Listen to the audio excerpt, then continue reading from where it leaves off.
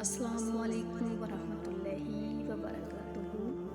پتہ ہے قرآن کھول کر پڑھنا ہمیں کیوں مشکل لگتا ہے۔ کبھی کبھی ہمارا دل چاہتا ہے کہ ہم قرآن پڑھیں، اسے سمجھنے کی کوشش کریں۔ ایسا اس لیے ہوتا ہے کہ ہمارا دل اور ہماری روح کو سکون چاہیے ہوتا ہے۔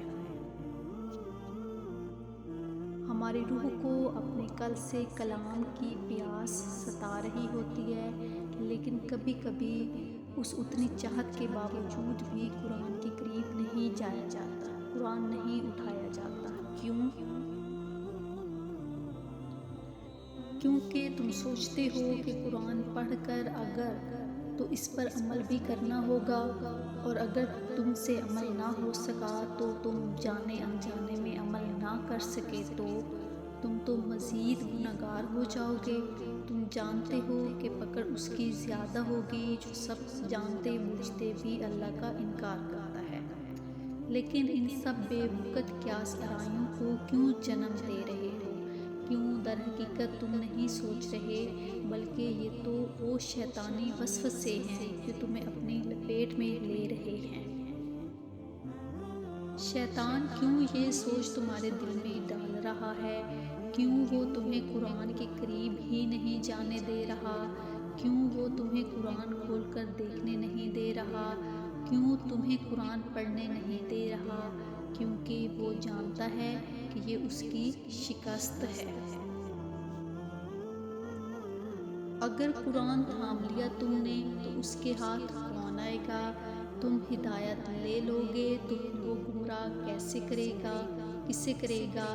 تم اللہ کے قریب ہو گئے ہو اگر، پھر وہ دور کیسے کرے گا؟ تم جنت میں چلے گئے اگر، پھر اسے چین کیسے آئے گا؟ کیا وہ تمہیں بار بار اس درخت کا راستہ نہیں دکھائے گا جس کا راستہ اس نے آدم و حوا کو دکھایا تھا؟ وہ تمہیں صرف اور صرف گمراہ کرنا چاہتا ہے، وہ تمہیں اللہ سے مایوس کرنا چاہتا ہے۔ لیکن پتہ ہے سنت آدم کیا ہے؟ جب تم سے شیطان کی باتوں میں آ کر نافرمانی ہو جائے تو تم نادم ہو جاؤ، تم سجدے میں گر جاؤ، تم اتنا پشیمان ہو جاؤ کہ اللہ سے دور ہونے کا ڈر تمہیں چین نہ لینے دے، اور پھر پتہ ہے کیا ہوگا؟ اور اللہ تمہیں اللہ کو راضی کرنے کا طریقہ بتائے گا۔ اور پتہ ہے اس نے آدم علیہ السلام کو کیا سکھایا تھا؟ دعا میں معافی مانگنا۔ اپنے اللہ کو راضی کرنے کی دعا سکھائی تھی اللہ نے خطا کار بندے کو۔ تم بھی معافی مانگو اور لوٹ آؤ، بھاگ کے آ جاؤ اپنے اللہ کے پاس، اور اللہ تو توبہ قبول کرنے والا ہے۔ شیطان کو کتنا عرصہ ہو گیا تمہیں قرآن سے دور کیے ہوئے؟ اس نے تمہیں قرآن نہیں اٹھانے دیا تھا نا؟ اب تم اللہ سے ذرا بھر بھی دور نہ ہونا، تم اللہ کی رسی کو تھام لو۔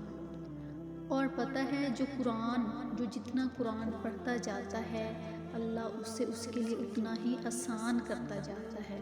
اللہ کہتا ہے کہ اسے سمجھانا اللہ ہی کے ذمہ ہے، پھر پریشانی کیسے وسوسے۔ تم بس قرآن پڑھو، بار بار پڑھو، پڑھتے جاؤ یہاں تک کہ شیطان بھاگ جائے۔ اسے بتا دو کہ اس کی ساری کوششیں خاک میں ملنے والی ہیں۔ اس سے بتا دو کہ خاک آگ کو بجھانے کا ہنر جانتی ہے۔